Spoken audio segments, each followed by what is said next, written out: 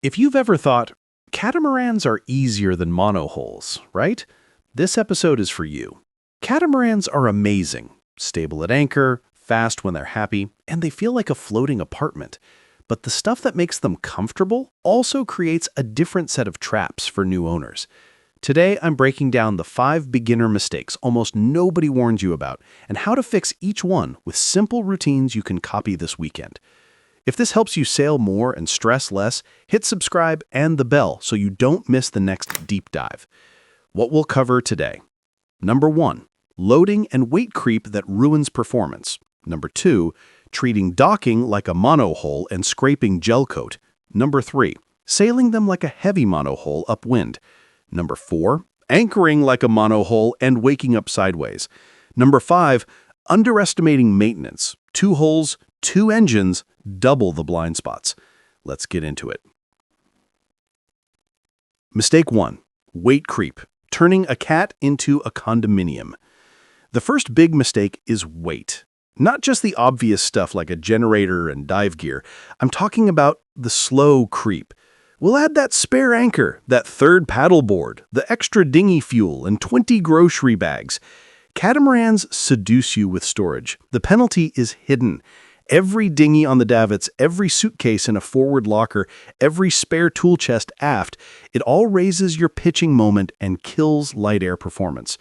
What no one tells you, weight placement matters more than total weight.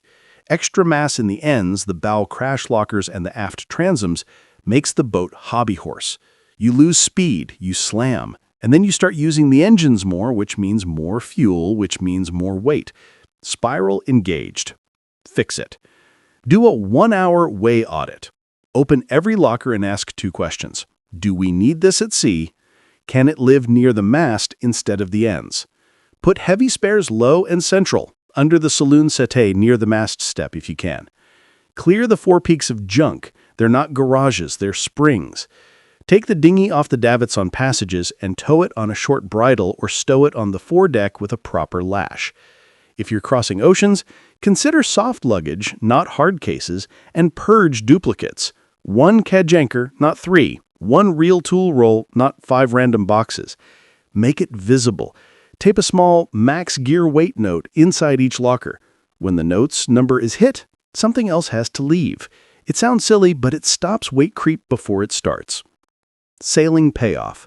Once you move the mass inboard, your cat accelerates in puffs instead of stalling. You'll carry sails longer before slamming. The autopilot hunts less. Your fuel burn drops. Comfort and speed go up together. That's win-win. Mistake 2, docking a cat like it's a monohull. Second mistake, docking. New cat skippers often roll into a marina with monohull habits. They aim the bow at the slip, steer like a car, and start sawing the wheel to make the turn. The boat ignores them. Panic sets in. Gelcoat meets pier. Here's the truth. The wheel is not your primary tool when docking a cat. Your 2 throttles are. The rudders barely work at dead slow. Your props do all the work. How to dock a cat the low-stress way. First, set yourself up mentally.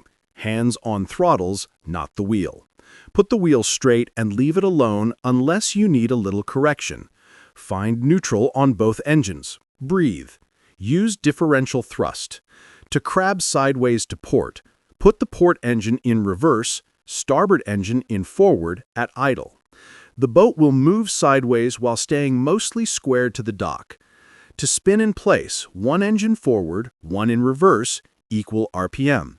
To stop, both to neutral, then tap reverse on both. Add springs, then let physics help. Rig a midship spring line on the side you're docking. Approach slowly, almost parallel to the dock, fenders set for catamaran heights. Stop with the helm a few feet off. Hand or lasso the midship spring around a cleat. Now put the engine closest to the dock in slow forward and turn the wheel gently away from the dock. The spring becomes a conveyor belt, pulling you flush. Step off calmly. Bow and stern lines next. Finish with a gentle neutral. No leaps, no shouting. Wind strategy. Strong crosswind blowing you off?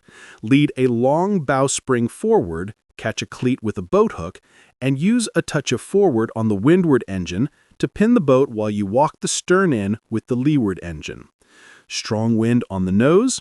Come in steeper, stop earlier, and let the wind straighten you. Practice plan. Pick a quiet morning. Spend 30 minutes in open water doing figure eights and pirouettes with engines only. Sit someone on the bow with a hand signal. Left arm means more port, right arm means more starboard. That rehearsal rewires your brain so the throttles feel like hands on the hulls. When you get to a real slip, it will feel slow and boring is the goal. Mistake 3. Sailing them like heavy monohulls upwind. Third mistake, trying to muscle a production catamaran upwind like a deep keel cruiser. Most cruising cats do not love tight upwind. They have wide, shallow keels or mini daggers and big, fat mains. Push too hard and they slow, slam, and slide sideways. The new sailor response is to sheet harder and turn higher. That makes it worse. Reality check. Your cat will be happiest at a slightly wider apparent wind angle, carrying speed. It needs flow. Think fast and free, not point like a J-boat. If a monohull points 40 degrees true, your fast VMG might be 50 to 55 degrees. That sounds lazy. It's actually quicker across the ground because you keep speed through chop and the leeway drops at pace. Upwind setup that works. Reef early. Cats have lots of sail area and low displacement per hull. They stand up and go until they don't. Above about 15-18 knots true, put the first reef in the main. Above 20-22, a second reef. Keep the head sail modest. If the traveler lives mid-boom, drop it to leeward rather than over-flattening the main sheet. Use main sheet for twist control, traveler for angle. Watch the leeward hull bow. If it's burying or slapping hard, you're too high or too hot. Ease sheets for speed. A telltale trick. If the inside telltale stream with the boat feels sticky, open the leech a bit. Ease main sheet until the top telltale just starts to lift, then trim an inch. On the jib, move the lead aft one hole to add twist and spill the top. If the autopilot hunts, you're starved for flow. Bear away 5 degrees and build speed. VMG mindset. Sail your angles. On a 20-mile beat, don't be ashamed of 2 longer, faster legs at 55 degrees true with 7 knots of boat speed, instead of bashing at 45 with 5.5. Over the ground, the fast and free route wins, and the crew feels human at the end. Downwind safety. Another hidden trap, deep downwind with an unprevented boom. Cats love to surf, so they build apparent wind and the boom loads up. Rig a simple preventer from the boom to a forward pad-eye whenever you're sailing by the lee or near dead downwind. It stops accidental jibes and keeps the boat quiet. If you can, sail broad reaches instead of dead runs and jibe deliberately. Your autopilot will thank you and so will your rig. Mistake 4. Anchoring like a monohull. Fourth mistake, dropping the hook like you always did on a single hull and wondering why their cat sails around the ankle like a kite. Cats have more windage and less keel. They dance. That motion saws chain across the seabed and can pluck a lightly set anchor free. The cat-specific anchoring routine. First, pick your spot with extra space downwind. You will swing more athwart ships than the monohulls. Aim for sand if you can see it. Slow to walking speed. Drop the anchor under control, not in a pile. As the chain lays out, stop when you have 5 to 1, snub it, let the boat fall back, then do a firm reverse for 10 to 15 seconds at about 1500 RPM. Watch 2 fixed points on shore align. If the boat keeps falling back, you're dragging. Reset. If it stops with a rubber band feel, you're in. Now the catamaran trick. Set a bridle or snubber from both bows. Attach a chain hook or soft shackle to the chain. Lead 2 identical lines, 1 to each bow cleat. Let out chain until the bridle takes the load and the chain hangs with a big vertical droop. This does 2 things. It moves the load from the windlass to your cleats and it pulls the bow downwind, damping the sailing at anchor habit. Add a short riding sail off the main topping lift if your cat still hunts. It helps align you with the wind. Scope and road. Yes, cats need real scope. 5 to 1 minimum in calm, 7 to 1 in a blow. If you're in a tight anchorage, use more chain and less rope so your catenary stays heavy near the bottom. If you have to use rope rode, add a kellet weight mid-rode or a second small anchor in a V to reduce sailing. And always finish with an anchor alarm on your phone or plotter. Reset habits. When tide turns or squalls hit, go on deck and check that the bridle hasn't twisted and the hook is still centered. If the bridle slips to one side, reset it. That 2-minute walk avoids the midnight squeal and the 3 a.m. re-anchoring drama. Mistake 5. Underestimating maintenance and redundancy.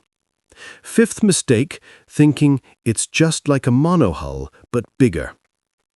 A cruising cat is 2 hulls, 2 engines, 2 sail drives or shafts, 2 sets of running gear, and a lot of deck acreage exposed to sun and salt. It's not twice the work, it can be more if you don't set up for service. The reality. The things that strand cat owners are boring. Dirty fuel, chafed steering linkages, out-of-sync throttle cables, corroded davit hardware, and seized trampoline lashings. The solutions are also boring, and they work. Build a service calendar. Split your tasks into every sail, monthly, and seasonal buckets. Every sail, check engine oil visually, raw water strainers, belt tension, and coolant level. At startup, verify both raw water telltales are strong. Listen to idle quality. Monthly, change primary fuel filters if you see darkening bowls. Exercise seacocks. Rinse and lubricate traveler cars and block sheaves. Inspect trampoline lashings and the mainsail headboard cars for UV and wear. Seasonal. Pull props and grease. Change sail drive oil if applicable. Replace all zincs and service the winches. Make redundancy a habit. 2 of everything that matters. 2 handheld VHFs, 2 bilge pumps per hull, 2 spare impellers, 2 fuel pre-filters per engine. Split spares into 2 locations, 1 per hull, so a flooded locker doesn't take all your backups with it. For steering, know where the emergency tiller sockets are and practice. On many cats, they're hidden under caps aft. Fit a flashlight on a lanyard in that locker so you can actually see the quadrant in a squall. Chafe control. Cat backs are wide. Sheets see long runs and weird angles. Add soft shackles and low friction rings where blocks can't go. Use Dyneema chafe guards where sheets cross solar panel frames or biminis. On the bridle, wrap the first meter with anti-chafe if you anchor in coral or rock. That 20-minute job saves a $1,000 snorkel repair. Power budget. You have more house to power. Do an energy audit, fridge and freezer draw, lights, autopilot, water pumps, fans, nav gear. Size your solar accordingly. Tilt panels if you can. Lithium helps, but only if your charging system is set up with the right regulators and alternator protection. Otherwise, you'll cook an alternator after a long motor. If you're not sure, run house loads off solar and shore and let engines just start the engines. Slow, simple, reliable. Putting it all together. Your first month plan. Let's make this real with a 4-step plan you can do in the first month. Weekend 1. Weight and trim. Empty the forward lockers. Purge and relocate heavy gear to the saloon. Lash the dinghy on the foredeck and test how the boat feels in 10 to 15 knots true wind on a beam reach. Note the difference. Weekend 2. Docking. 30 minutes of engine-only pirouettes. Then practice coming alongside with a midship spring 3 times. Add a crosswind scenario. Film one approach from the dock. Watch your throttle timing. You'll learn faster on video than by memory. Weekend 3. Sails and angles. Pick a triangle course, upwind angle, a reach, and a broad reach. Reef early and aim for speed, not angle. Record boat speed and angle when the boat feels best. Those numbers are your new happy place. Tape them near the helm. Weekend 4. Anchoring and maintenance. Do 3 anchor sets in different bottoms. Practice the bridle. Reverse with conviction. Back down in a straight line and note when the chain stops bouncing. Then run your monthly maintenance list for real. Strainers, belts, filters, traveler lube, trampoline lashings, and a complete jackline inspection. This is how you build a reliable, calm catamaran, not with gear, with habits. Nobody told me quick hits. A few more truths that catch new owners. Windward hull noise at anchor doesn't mean a storm is coming. It means your bridle is too short or off-center. Lengthen it until the chain hangs in a deep smile. Autopilots on cats work best when the sails are balanced. If it hunts, fix trim or bear away 5 degrees. Don't crank up gain and blame the pilot. Bridge deck slamming is a trim and angle problem as much as a design one. Slow down, bear away, and keep weight out of the forepeaks. Engine sync matters. Learn to match RPM and sound by ear. Out-of-sync engines vibrate the whole boat and fatigue hardware. Crew movement changes trim. On small cats, moving 3 people forward can stop slamming without touching a sheet. Safety sidebar for cat owners. 2 lines that save more than most people realize. Preventer whenever running. 1 snap jibe on a cat can injure crew and tear a traveler. Rig it early and forget the drama.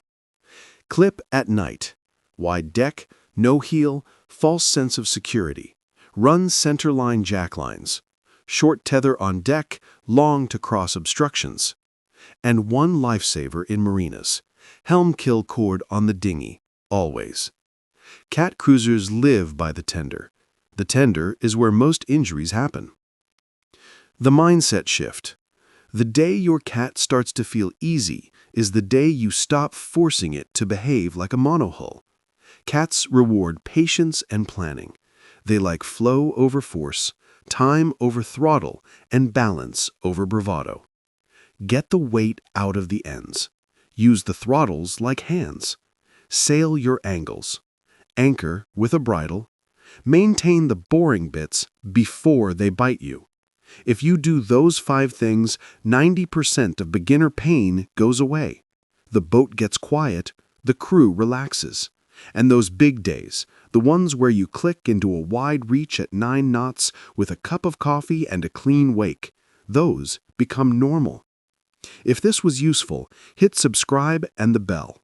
I'll keep trading hype for honest checklists and real-world routines you can use next time you cast off.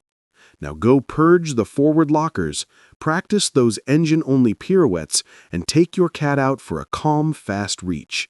You've got this.